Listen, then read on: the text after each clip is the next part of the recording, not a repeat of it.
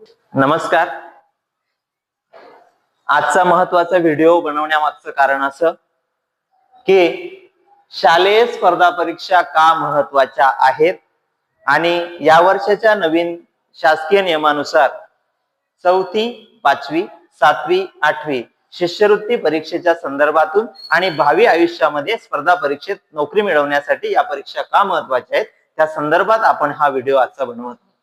तर बघा मित्रांनो, प्रत्येकाचं स्वप्न असतं की शिक्षण घेऊन आपल्या मुलाला नोकरी मिळाली पाहिजे. सर्वसाधारणपणे सामान्य परिस्थितीमध्ये असलेल्या मुलांचं अथवा आईवडिलांचं एक स्वप्न असतं की मला शासकीय नोकरी मिळाली पाहिजे. आणि खरं म्हणजे सुवर्ण संधी ही शालेय जीवनापासून कशी उपलब्ध होते तर बघूयात. बघा, शिष्यवृत्ती परीक्षा 5वी आणि 8वीला मागील वर्षापर्यंत होती, पण शासनाने नियमामध्ये बदल केला की ही परीक्षा आता 4थी आणि 7वीला ठेवायची. मग 4थी आणि 7वीला शिष्यवृत्ती परीक्षा ठेवायची म्हटल्यावर 5वीत असणारे विद्यार्थी आणि 8वीला असणाऱ्या विद्यार्थ्यांसाठी ती बंद राहील का तर अजिबात नाही. त्या संदर्भात आपण आता बघू, माहिती घेऊयात. यावर्षीची शिष्यवृत्ती परीक्षा आहे ती 4थी आणि 5वी या दोघं वर्गांसाठी आहे आणि त्यासोबत 7वी आणि 8वी या वर्गांसाठी देखील आहे. तर सुरुवातीला 4थी आणि 5वी साठी शिष्यवृत्ती परीक्षा काय, त्याचे फायदे काय ते आपण बघूयात. यावर्षी 4थी आणि 5वीला जी शिष्यवृत्ती परीक्षा राहील त्यामुळे पुढच्या वर्षापासून फक्त 4थीला आणि 7वीला ही परीक्षा राहील. या वर्षी दोघही वर्गांना संधी देण्यात आली की किमान मुलांचं नुकसान व्हायला नको. मग 4थी आणि 5वी या दोन वर्गांना शिष्यवृत्ती परीक्षा आहे. मग यामध्ये किती विषय आहेत तर 4. 1 मराठी,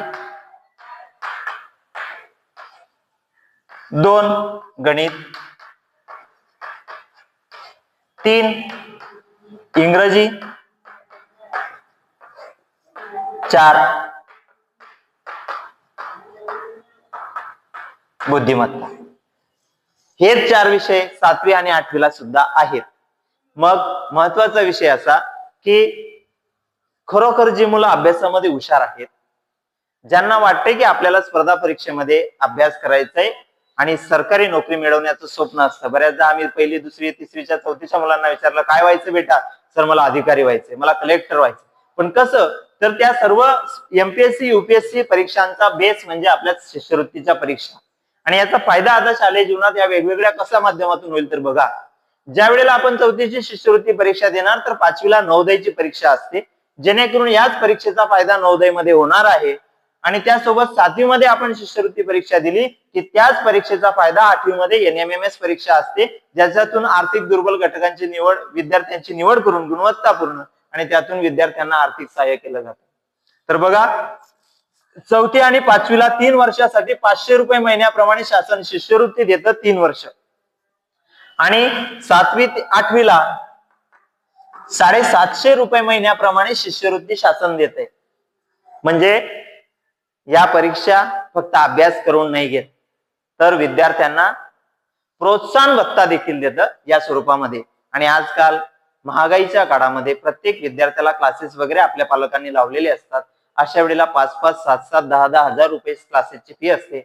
सर्वसामान्य पालक असतो, परंतु इच्छा असते की माझ्या मुलाने काहीतरी व्हावं, तर त्यासाठी जीवाचं रान करतात, खूप काबाड कष्ट करतात आणि मुलांच्या शालेय असो किंवा क्लासेसच्या असो फीज भरतात. फक्त एक मात्र त्यांची अपेक्षा असते की माझं मुलगा शिकून नोकरीला लागलं पाहिजे, माझ्यावर जे दिवस आले ते माझ्या मुलावर यायला नको.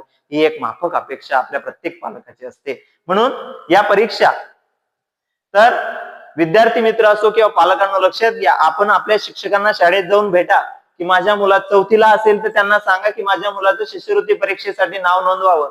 5वीला असेल तर सांगावं सर माझ्या मुलाला पुढच्या वर्षापासून संधी नाहीये, त्याचं शिष्यवृत्ती परीक्षेला नाव नोंदवा. 7वीचंही सेम, 8वीचंही सेम आणि ते नोंदवून घ्या. आणि मुलांच्या अभ्यासाला आजच सुरुवात करा. अजून शिष्यवृत्ती परीक्षांमध्ये मुलगा नापास झालं म्हणजे त्याचं नुकसान होत नाही, तर त्याचा जो शालेय अभ्यासक्रमाच्या पलीकडे जो शिष्यवृत्ती स्पर्धा परीक्षांचा अभ्यास होतो तो त्याला नक्कीच कामात पडतोच. आणि या परीक्षांचा फायदा एमपीएससी ला कसा होईल ते पण एक थोडक्यात समजून घेऊया. ज्या वेळेला आपण हे 4 विषय करतो, आज मी स्पर्धा परीक्षेच्या माध्यमातून आज जिल्हा परिषदेच्या शाळेत नोकरीला आहे, तर त्यामुळे तुम्हाला मी स्वतः अनुभव घेतलाय. आम्हाला शालेय जीवनामध्ये स्पर्धा परीक्षांची अथवा या विषयांची फारशी कल्पना नव्हती किंवा कोणी इतकं समजावून पण सांगितलं नाही. पण हे जे 4 विषय आहेत, मराठी, गणित, इंग्रजी, बुद्धिमत्ता, सर्व प्रकारच्या सरळ सेवा असतील अथवा कुठल्याही प्रकारची परीक्षा महाराष्ट्र शासनाची असेल, महाराष्ट्र शासनाची नसेल तर मराठी विषय कमी होतो फक्त, पण बाकी सर्व परीक्षांमध्ये हे 4ही विषय कंपल्सरी आहेत. त्यामुळे आजचं जे माझ्याकडे अभ्यासक्रम पण आहेत, तर 4थी अथवा 7वी, 5वी, 8वी या स्कॉलरशिपच्या परीक्षेत, शिष्यवृत्तीच्या परीक्षेत जो मराठीचा अभ्यासक्रम आहे, तो सर्व अभ्यासक्रम हा एमपीएससी च्या बेसचा अभ्यासक्रम आहे. ज्या वेळेला हे व्याकरण मुलाला समजेल, पुढे चालून त्याच्यासाठी तो प्रवास सहज आणि सोपा राहील. गणिताचे सुद्धा सरळ व्याज असेल, चक्रव्याढ व्याज असेल अथवा घातांक असेल, वर्ग असेल, अशी सर्व प्रकरणं ही 4थीच्या आणि 8वीच्या 7वी 8वीच्या शिष्यवृत्तीच्या परीक्षेमध्ये समाविष्ट केलेले आहेत. फक्त त्यांची काठिण्य पातळी कमी आहे. इंग्लिश व्याकरण बऱ्यापैकी बँकिंगचे एक्झाम असतील अथवा इतर एमपीएससीचे एक्झाम असतील, त्यांच्यामध्ये इंग्लिश हा मेन्सच्या एक्झाम मध्ये कंपल्सरी सब्जेक्ट आहे. त्यामुळे इंग्लिश व्याकरण असो, व्होकॅब्युलरी असो, हे सर्व विषय या जो अभ्यासक्रम त्या ठिकाणी टाकण्यात आलेला आहे, तो सुद्धा अतिशय बेस परंतु खूप स्मार्टली बनवलेला आहे. त्याच्यामुळे त्या संदर्भात अभ्यासक्रम हा 4थी आणि 8वी पर्यंत मुलांचा होऊ शकतो. बुद्धिमत्तेला तर तोड नाही.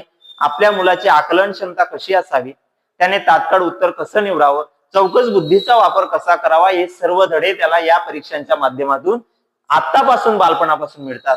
म्हणून माझी कडकडीची विनंती आहे सर्व पालकांना, जर तुमची इच्छा असेल की माझ्या मुलाने सरकारी नोकरीला लागावं, पण ज्या वेळेला आपण तहान लागते त्यावेळेला खड्डा खोदतो, त्यावेळेला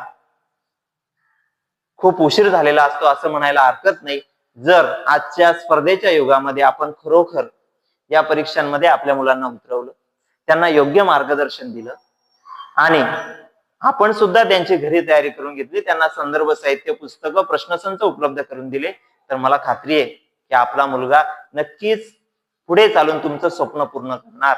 म्हणून या 4थीच्या, 5वीच्या आणि 7वीच्या आणि 8वीच्या शिष्यवृत्ती परीक्षेसंदर्भात शाळेत जाऊन भेटा, आपल्या मुलांची नाव नोंदणी करा. अजून काही अडचणी असतील तर मला वैयक्तिक संपर्क आपण करू शकतात. तर बघा, मी टायटल दिल्याप्रमाणे शालेय स्पर्धा परीक्षा का महत्वाच्या आहेत, तर तुमच्या मुलांना सरकारी नोकरी मिळवायची असेल स्पर्धा परीक्षेच्या माध्यमातून, तर या सर्व परीक्षांमध्ये आपल्या मुलांचा सहभाग असणे मस्ट आहे. तुमच्या मुलांना या स्पर्धा परीक्षेसाठी खूप खूप शुभेच्छा. धन्यवाद.